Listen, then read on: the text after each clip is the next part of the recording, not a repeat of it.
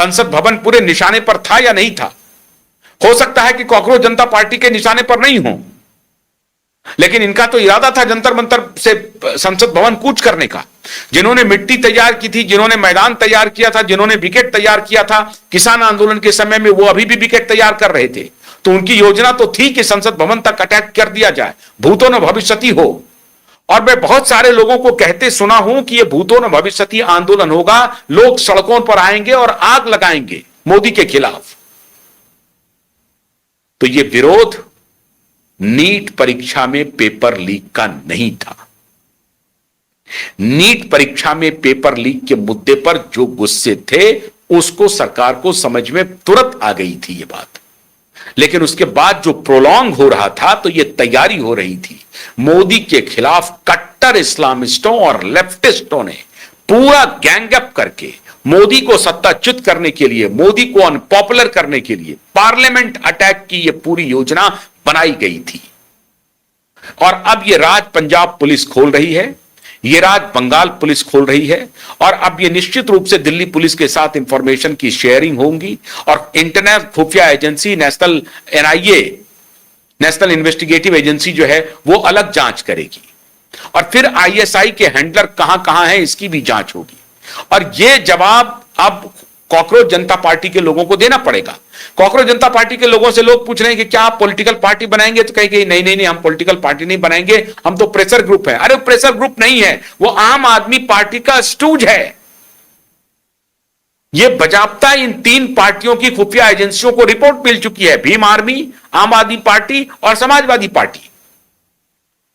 लेकिन social media पे क्या चल रहा है उस पर मैं अलग से वीडियो बनाऊंगा।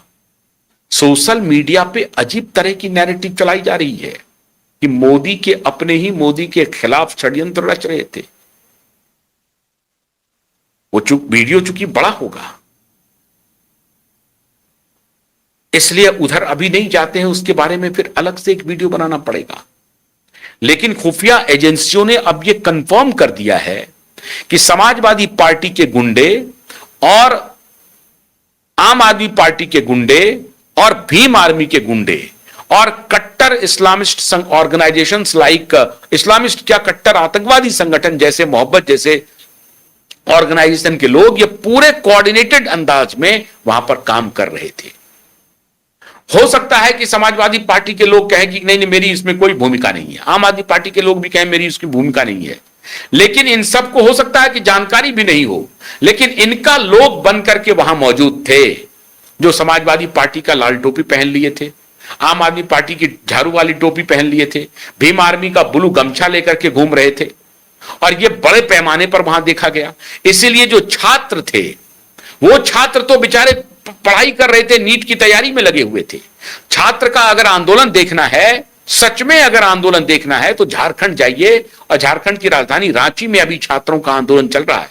एक भी पॉलिटिकल नेताओं को उन्होंने एंट्री नहीं दी है, और उन्होंने कहा कि एक भी पॉलिटिकल नेताओं को जो आना चाहते हैं वो आए, समर्थन करें, लेकिन ना तो जाति पर ना ही धर्म पर कोई नारेबाजी नहीं चलेगी, ना तो राष्ट्र विरोधी नारा चलेगा ना जाति विरोधी नारा चलेगा।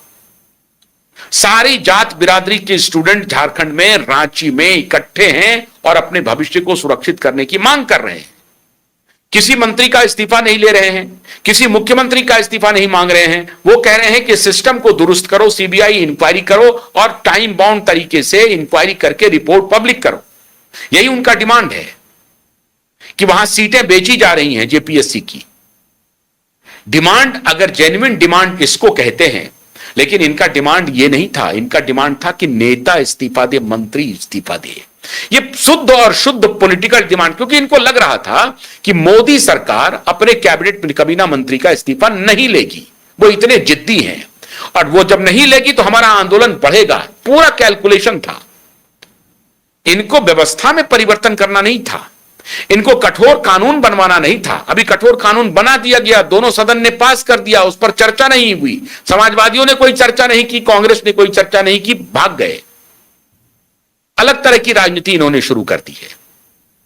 तो यह शुद्ध पॉलिटिकल मूवमेंट था, क्योंकि इनका कैलकुलेशन था कि मोदी अपने मंत्री का इस्तीफा नहीं लेंगे, वो उनकी अकड़ बहुत है।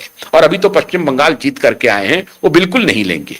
तो ये बस हमारे लिए ये मौका मिलेगा, हम कहेंगे कि उनके इस्तीफे से कम पर मानेंगे नहीं, और हम अपने आंदोलन को आगे बढ़ाते रहेंगे और शहर शहर शहर शहर आग लगाएंगे।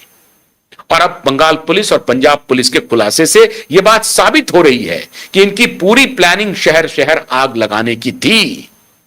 यह तो भला हो मोदी का और उनकी खुफिया एजेंसी का कि वो समझ गई इनकी प्लानिंग को, पहले ही उन्होंने रीड कर लिया, और जैसे ही उनको पता लगा कि इनका इरादा है कि हम इस्तीफा लेंगे नहीं और इस आधार पर यह आंदोलन को और आगे बढ़ाएंगे, इनकी योजना ये है, तो उन्होंने कहा कि चलो इनके योजना पर मिट्टी डाल देते हैं। उन्होंने मिट्टी डाल दिया और अपने कमीना मंत्री का इस्तीफा ले लिया।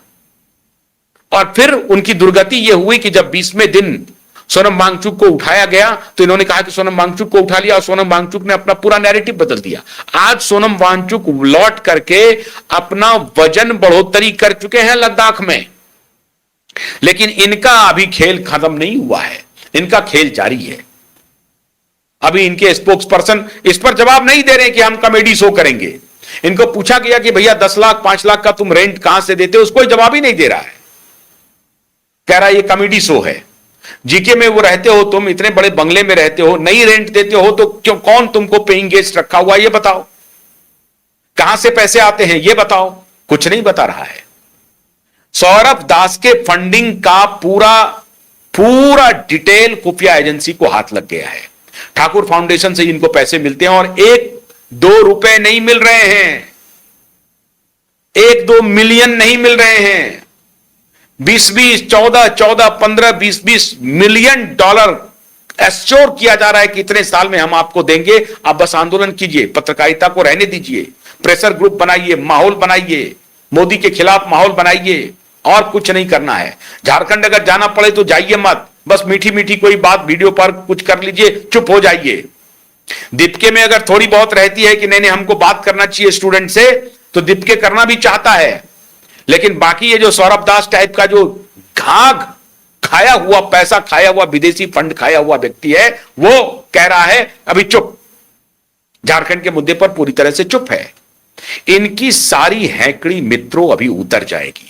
खुफिया एजेंसी को सारी जानकारी मिल चुकी है, और जैसे जैसे इंटेलिजेंस इनपुट आएंगे इनको अपने डिटेल बताने पड़ेंगे कि तुम्हारा एजेंडा था क्या। तुम्हारा एजेंडा था एक पॉलिटिकल मूवमेंट खड़ा करना अपने पॉलिटिकल शागिर्दों के साथ मोदी के खिलाफ। तुम्हारा एजेंडा नीट के स्टूडेंट को रिलीफ दिलाना नहीं था, इस देश के स्टूडेंट को रिलीफ दिलाना नहीं था। अगर इस देश के स्टूडेंट को रिलीफ दिलाना है तो जाओ रांची, वहां प्रदर्शन करो विद्यार्थियों के समर्थन में, हम तुमको सब समझ जाएंगे कि तुम्हारा एजेंडा स्टूडेंट को समर्थन देने का है। जाओ कर्नाटका, जहां इस्तीफा लो प्रियांक खड़गे का इस्तीफा मांगो। उसने कहा कि 19 दिन तक हम इसको भूख हड़ताल करवाएंगे, फिर इसके ऊपर लाठी चार्ज करेंगे, फिर विचार करेंगे इस्तीफा का। इस तरह की गुंडागर्दी वहां का होम मिनिस्टर कर रहे हैं ऑन कैमरा। अहंकार के शब्द देखिए, कहते हो मोदी अहंकार है, मोदी अहंकार है, शर्म करना आनी चाहिए। मोदी को कह रहे हो अहंकारी। प्रियांक खड़गे दलित होने का किस तरह का बेजा इस्तेमाल कर रहा है। वो दलित है प्रियांक खड़गे, जिसका बाप 10 बार का एमपी है, वो दलित है, वो पिछड़ा है। सैकड़ों करोड़ की संपत्ति होगी, जांच अभी पता चलेगी तो। वो प्रियांक खड़गे जिसके पिताजी इतने बड़े केंद्र में राष्ट्रीय अध्यक्ष कांग्रेस पार्टी के, इतने 9 बार के एमपी, उनका बेटा होम मिनिस्टर कर्नाटक का, वो बयान दे रहा है कि देखेंगे ना ये जो आंदोलन कर रहे हैं, पहले 19 दिन तक इनको उपवास करवाते हैं, फिर लाठीचार्ज करवाएंगे, और फिर हम अपने इस्तीफे के बारे में विचार करेंगे। सरकाज्म देखिए, इनका सरकाज्म नहीं था, यह पूरा अहंकार है। और ये कह रहे थे कि मोदी अहंकारी है।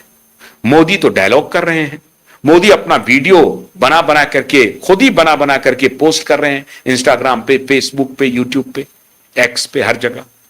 लेकिन इनके प्रियांक खड़गे कह रहे हैं कि लाठी चलवाएंगे, फिर हम इस्तीफा के बारे में विचार करेंगे। कर्नाटक में पेपर लीक हो गया, नहीं जा रहा है कॉकरोच। मिट्टी खा रहे हैं केरल में बच्चे, नहीं जा रहा है कॉकरोच, नहीं जा रहा है। हिमाचल में नहीं जा रहा है कॉकरोच। जहां जहां इनके पॉलिटिकल माई बाप हैं वहां ये कॉकरोच नहीं जाएंगे। ये धूर्त, बेईमान, भ्रष्टाचारी ये मूवमेंट, डंके की चोट पर फिर मैं कह रहा हूं, इन बेईमानों ने नीट के मासूम बच्चों की जिंदगी से खिलवाड़ किया, नीट के मुद्दे को उठाया, उछाला, अपनी रोटी सेकी, माला माल हुआ, फरार हो गया। बहुत बहुत शुक्रिया। नमस्कार।